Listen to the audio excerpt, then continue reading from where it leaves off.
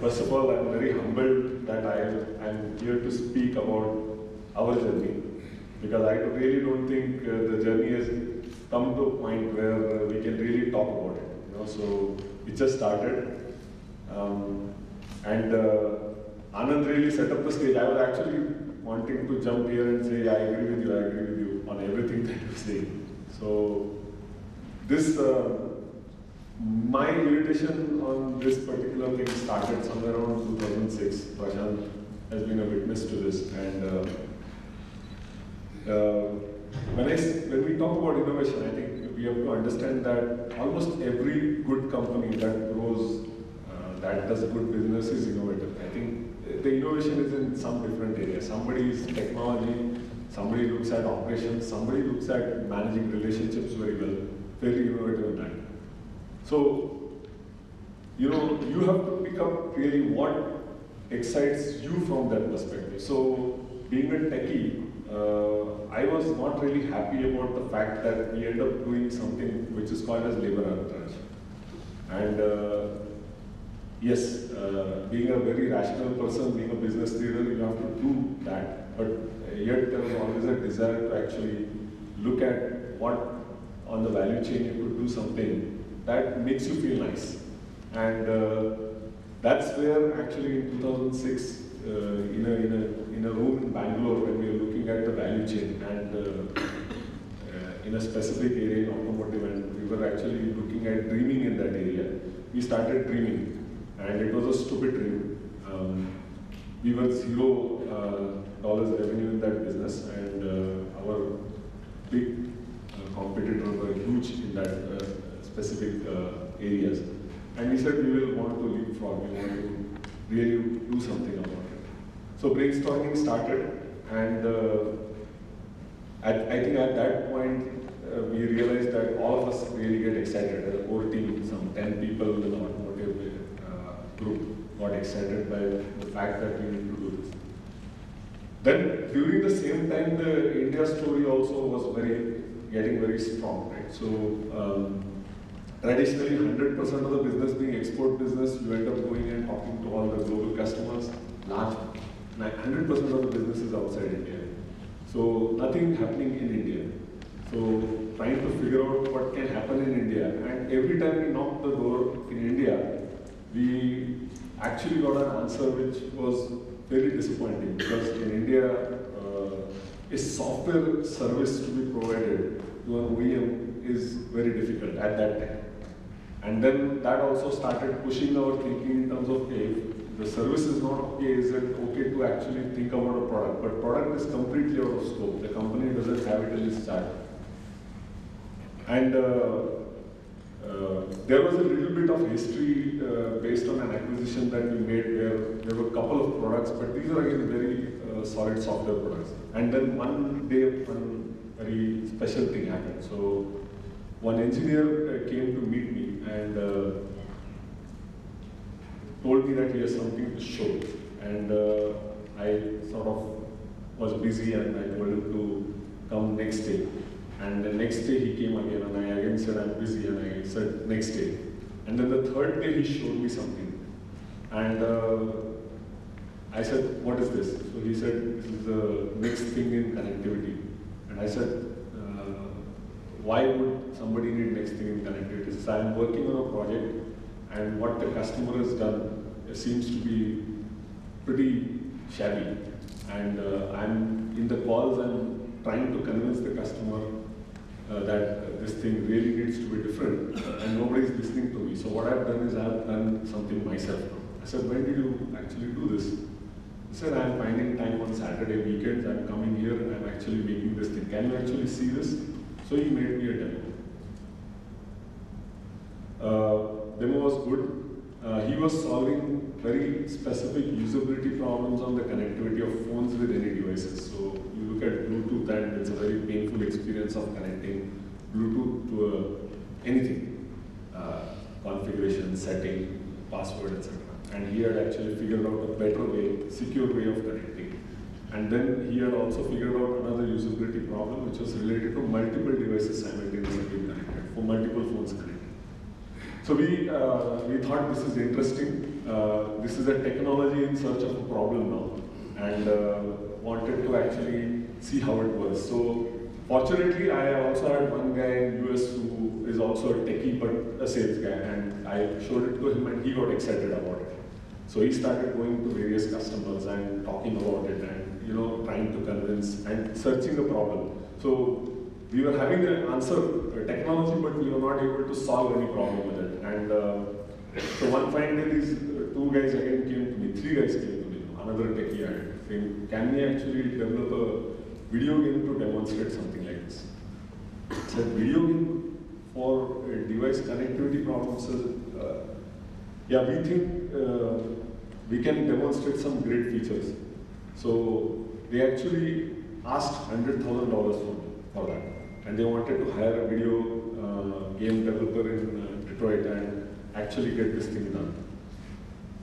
I somehow managed that money and gave it to them.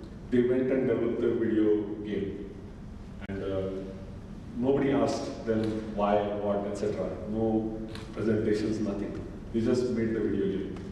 Based on the video game, they actually started visiting the customer again. And then one customer, a big Japanese customer who has an R&D center in Valley in North America, actually said, I like this. What is behind this? I would like to see this. And that was actually what we had developed, not the game. And he liked the thing. He said, okay, let's start talking about how we're going to work together. And this guy came to me and said, how are we going to work together? I said, let's ask for royalty. First time, no royalty ever asked. So he says, okay, I'll ask for royalty. How much? I said, take any number, I said. He says, how do you take the number? He says, let's do some assessment of operating systems and find out what the number is. And I gave him some number. He was not happy. It was too much compared to this OS. I said, no, but this does much more. At the same time, the structure in KPIT changed at that point. So we started forming these IBUs and SBUs and crisscross structure, made it fairly complicated. And this guy went to report to somebody else. So when the pricing proposal was open, he went to his boss for approval. And the boss was again a veteran from automotive industry, knew everybody in Detroit area. And when the proposal was presented, I was there because I was the originator of this and sponsor of this whole thing. So the boss looks at this proposal and says, I don't think we should sell it. I said, why? He's not going to sell it. Why? Because nobody pays royalty in automotive. I said, but he's spoken to the customer likes it, what was the harm in asking? Boss said, no, if I'm going to do it, it's not going to be royalty. So I came back and I then pulled the little strings here and there and changed this person's reporting. I put it to a person who really believed royalty could be achieved. So, in the next 2-3 days I made the shift. I was very fast.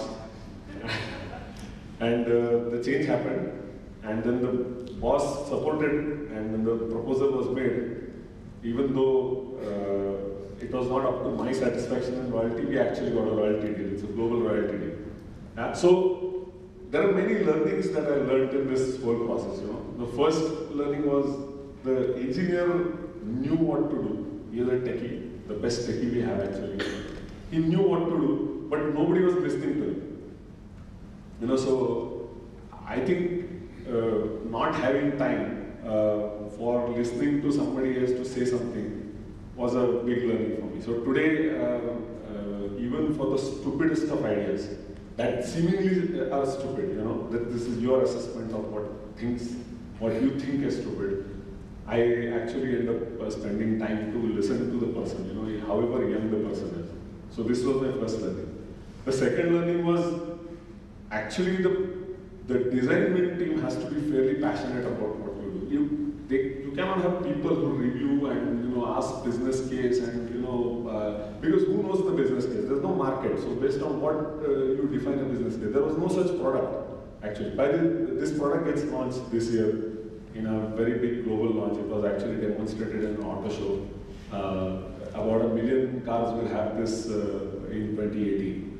And you never know what is the business case. So if the customer is okay, just support the team. So I think that was another learning.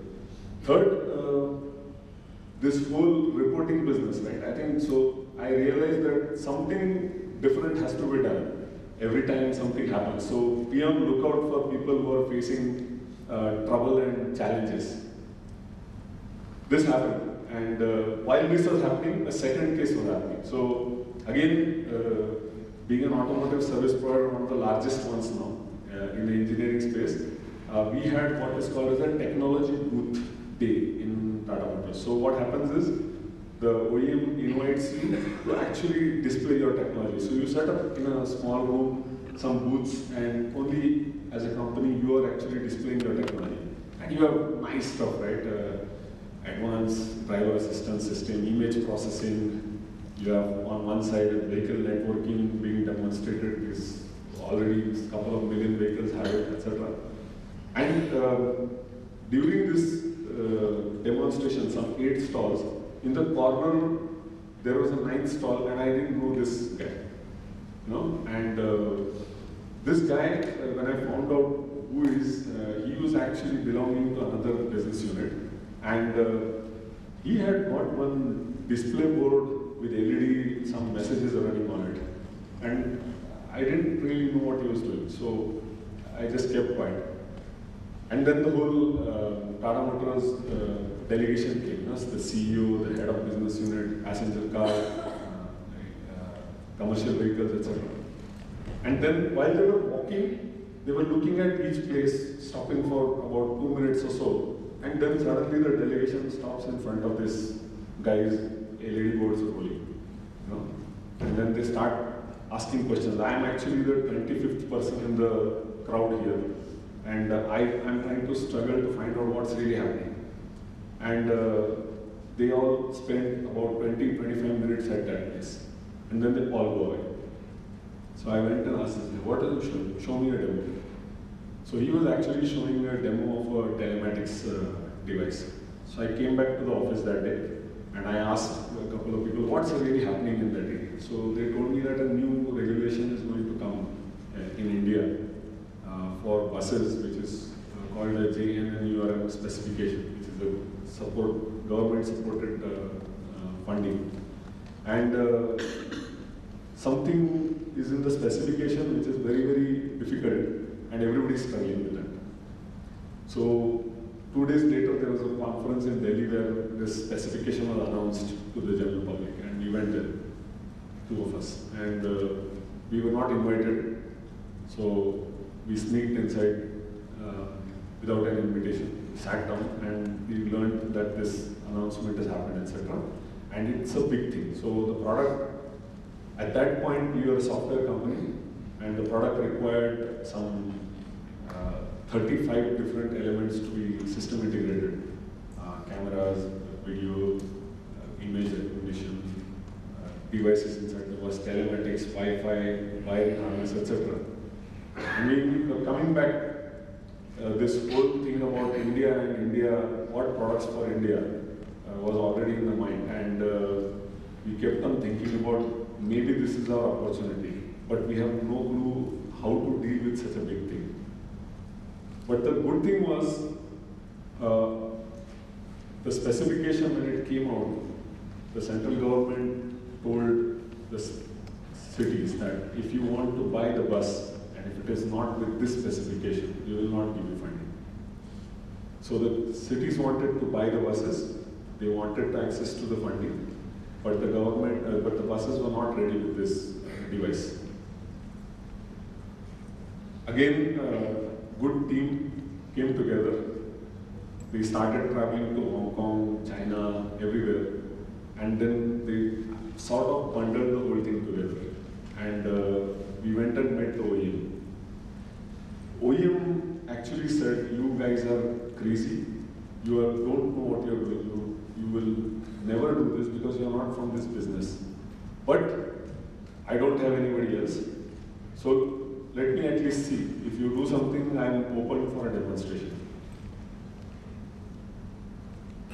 At that time, a good amount of thinking in terms of how to get things done sorted this out. Meanwhile, this particular guy was again from a different unit. So again, I had to go and actually play and sort of change the reporting. So I made an offer to the other business head. I said, if any revenue comes, you take it, but I will deliver this project. So he said, okay, no problem. So we actually ended up making sure that everything is in place, and then we started working on it. And that year we did about $22 million and acquired 100% market share. We launched the product in about 6 months. We set up a manufacturing team, we set up a system integration team, we set up a production support team, we set up a service and support team. And today we are actually supporting 17 cities for this product, which has gone about 5,000 buses. Okay. Now, this again taught me many things.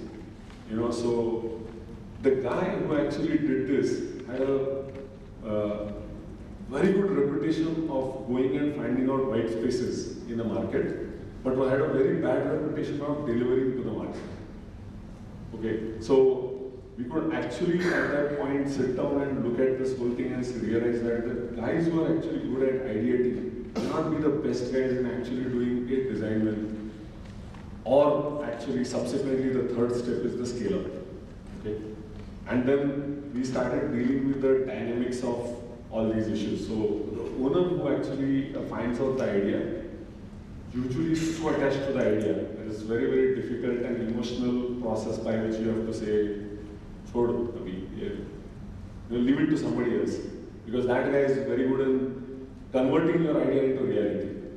And then when that whole design happens, the scale-up guys are completely different, because scale-up is all about process, diligence, quality, review, metrics, weekly diligence on managing that. So those guys are again fairly different. And I have never seen in my life anybody actually saying good things about the previous one. So the guy in the downstream always curses the guy on the upstream, saying, "Ekdam bakwas banaya." Worst thing that can be made. I want to change everything. And then the management challenge is to actually think what is wrong and fix only those things. Don't fix everything. Okay. So we started learning the process. Now, while the scale-up was happening, another interesting thing happened. Why did we actually reach the market faster? We were looking at, obviously we built a team, right? So we got the manufacturing guys together, people who were experienced in actually dealing with suppliers and wiring harness and everything. And then the whole process of manufacturing started coming together. And what was the process? This gated process. You start doing design first, and once everything is complete, then you move to development, and then you have to go to the first proto, A proto, and then you have to go to the B proto, and then you have to go to the production ready tooling and discussions and everything. And I got, being a software guy, I never dealt with such things, so we started getting uneasy about it very soon, some of us actually. And we started looking at, let's forget this gated process. We'll look at each individual component and look at what really we need to take a decision on. So what we found out was, if there are 30 components and in which one is actually a electronic component, so it has got many sub-components, and we've got 300 other components. You're dealing with uncertainties in each of these processes only for 2 or 3 major things, from a design change perspective. So if you're talking about a board, you're really not going to change the microcontroller. You're going to do some EMI, EMC related changes. And when you're actually looking at the lead times of all of these things, the lead times go in 2-3 months. Sometimes microcontroller you might not get for 3 months, depending on whether it's available at a distributor and you want it in large quantities. So we said 2 things are important for us. We are not in this space, so the only thing that will help us is speed. And the second thing is, when the OEM is ready, when they are ready to buy, we need to be ready with everything.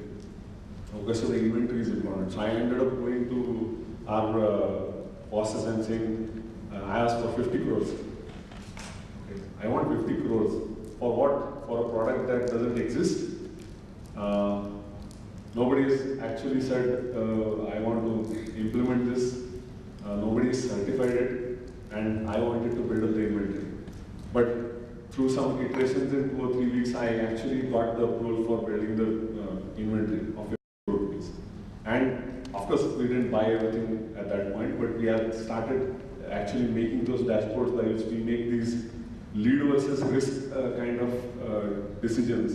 And based on that, we started purchasing these things and building up the inventory. And we went probably 1 year ahead of the market. So the market remained only for 1 year, and we actually captured everything.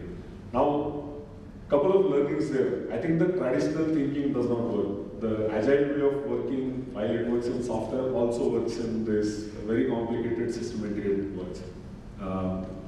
Anything and everything can be done using agile. The thing changes. We don't call it a sprint plan, but the thought process is agile. I mean, you're trying to eliminate risk on the fly. Another learning was you can do, being a reasonably mid-sized company, you cannot get into products that you compete with smaller places, smaller companies, because you're going to be at some disadvantage. So you have to pick up something that is fairly complex. Complexity will require some amount of muscle also in terms of money. So your differentiator is your ability to take that risk related to money. Your differentiator is your ability to deliver things faster. So having a good understanding of all these things was important at the early stages of the project. So that got done. I think a lot of learning. So again, process got refined.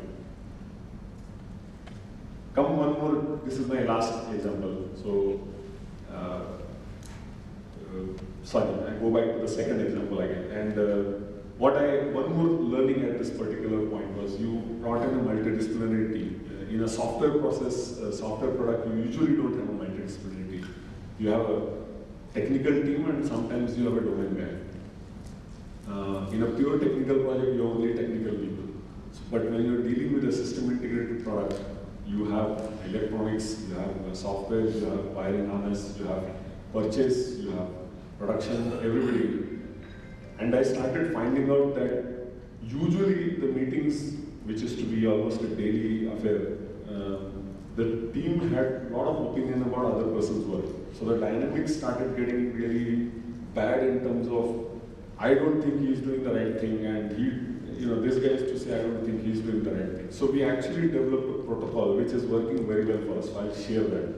So we said that it's important for people to criticize the other people. So we said the culture of this team is going to be criticism is absolutely okay. So the software guy can get up and say, even if he doesn't understand electronics very well, even if he's peripheral understanding of electronics, he can get up and say, I think that particular thing is not very vital.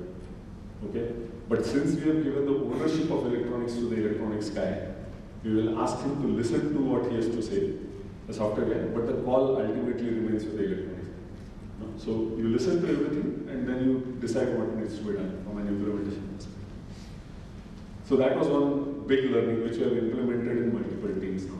Now come third example. The first was a chance, the second was a chance. Right? From an identification perspective, you move very fast. If you look at the third one, I was actually in a board meeting and I got a call from one of our board members. And he had met somebody at some place and there was a problem specific to railways which he wanted to share, and he said, I believe that your team has an ability to fix this problem. So he said, very good. So we got the problem together. Again, I assembled a small team. This small team actually went everywhere. Went to the locomotives, tried getting into the trains, the engines with permissions, etc. Found out the specific problem, and once they had a lot of data, they came and sat down and we were brainstorming, seeing how to solve the problem. And as a result of solving the problem, we ended up coming to a technology solution, saying this is how we'll solve. At that point, one very young guy came and said, yeah, if we could do this with this technology, we can also do that. And that was a big thing because what he was talking about was much bigger than what we were actually trying to solve. And then the discussion started in that direction, the new solution. And then we figured out that, oh, if this solution has to be implemented, by trains actually, buses may be actually a good place to implement this. And that is how a third startup got created. It is actually being spawned as a separate company now. And you know, the team that actually thought about it is the team that is running it. Now, this particular team, the young guy who ended up managing such things, that two of my core team members actually became the CEO, CTO of this company. But the young guy who's actually come up with this idea, who's managing, is a 25-year-old guy. And Prashant can imagine we had to move from, we actually made a change to his salary. So he changed his salary from 5 lakh rupees to 15 lakh rupees. Can you imagine how difficult that would be in something like KPIT? Okay, so I think, but the two bosses that this guy had solid conviction about this guy being able to do it, and they really fought their way through the hierarchy inside to actually make it happen. And then, you know, everybody also realized, look, this is the first time we are doing it. Maybe we have to do things like this, and it turned out to be a very, very successful thing. So today, this particular product will create a new advertisement category going in the rural India. And you know, there's a lot of business model innovation that has happened to make you know, revenue models associated. There are 9 companies ahead in this space, but they failed. They failed because the product was not good. The business model was not done, and the product was not good. And this is another side story, interesting story about the product, right? So I, at the same time, around 2 years, was on the board of a global board consortium called Genevi. Genevi is actually an open source effort for bringing standardization to the infotainment devices inside the car. And on this board, there are all accomplished car companies, the tier 1 suppliers, you know, who's who of the automotive world is there. And we were in the Genevi consortium, we were thinking about creating a demonstrator, which means when you write the specs, you should also have something to realize the specs as a demonstrator so that people can quickly pick up things and start working on it. And during the same time, I was actually playing with Arduinos at home, and you know, my friend who actually is running this business now was playing with the Raspberry Pi, and we were exchanging notes about where Raspberry Pi, where Arduino will actually fit. And in the Genevi forum, I kept on telling the automotive guys, you know, Raspberry Pi, why don't we use it? You know, it's anyway a demonstrable platform. It's not going to be automotive. Let's use Raspberry. They said, no, Raspberry Pi has many issues. We should go with the real automotive grade devices and put it on them. The real automotive grade devices have a fundamental ecosystem problem, right? The platforms, the frameworks are not ready, the platforms are not ready. You have to integrate everything together. Raspberry Pi, you can start the moment you get the card, you can start working on the application. Very, very, very strongly developed ecosystem. And so I went to this team and said, why can't we work with a Raspberry Pi? And I said, no, Raspberry Pi has many problems. I said, don't tell me about many problems. So our team also had the traditional hardware guys who have worked in the Delphi and the automotive grade hardware companies. So they come back and tell me, no, it's not an automotive grade microcontroller. Okay, so what does it miss? It doesn't have A, B, C, D. So I said, can we fix it from outside? Yes, we can fix it. How much time will it take? So it will take 1 spin, 2 spins of hardware, additional piggyback hardware, and it might take about 3 months to fix this problem. I said, if you end up writing the software, you might require a 50 people team to actually replicate what a Raspberry Pi requires. So what would you prefer? So they ended up actually developing the hardware, piggybacking. It's a nice, very clean power supply that we developed with some protections, with some abilities to reset the hardware in between using telematics, etc. So fairly innovative stuff done to actually remove the problems of Raspberry Pi. And meanwhile, they found out there's a slightly better version of Raspberry Pi called Banana Pi, which is more stable. So supported by the same ecosystem. And now the product is in the field. It's on close to 15,000 buses now. No field failures. Running, going on last 1 year or so, its prototypes are being shipped onto the field. Now, again, a couple of learnings. Usually the experts will not bring innovative solutions. The experts will actually bring status quo. And status quo will actually make you commoditized in terms of competition, right? So if I can develop something in 1 year, the other guy can also develop something in 1 year. So if I have to actually cut down that time, I have to think something different, and I have to have an ability to take a call and a risk on that. So another learning that for me in this process is the product managers cannot be non-technical people. I mean, people who don't understand the product, what goes inside the technology of the product, cannot really play the role of a product manager. They probably are good in business, they're probably good in talking to customers, but I think ultimately one person needs to take calls, and those calls have to be, I can go wrong, I can go right, but I feel I will go right, and that feel is very, very important from product management perspective. So, very, very established role of the product manager to push the product out very fast in the market with minimum things in it became very critical. Again, this is the first time we have done it. 9 players earlier came and failed, but I think we're sort of getting ready to establish as a big thing at the moment. So, I think there are many, many challenges in terms of transformation from a traditional company to a company that takes risk from an innovation perspective. So, there are issues where you'll have to think about how the younger guys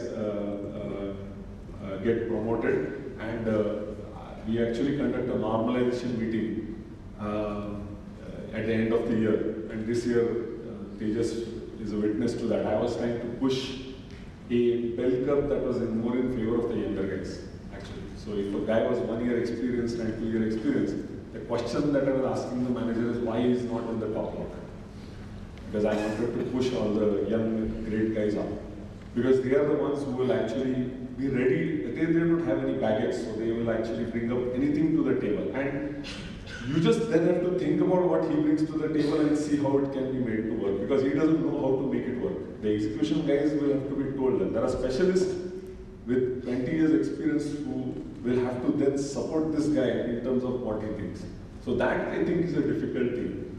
I think going forward, the biggest challenge, especially from my perspective, is figuring out compensation. I mean, that is something that I want to really work on, because as we actually create the leadership and create opportunities for them to form different kind of setups, a lot of experimentation in terms of how their compensations will be done will have to be done, because you don't want them to get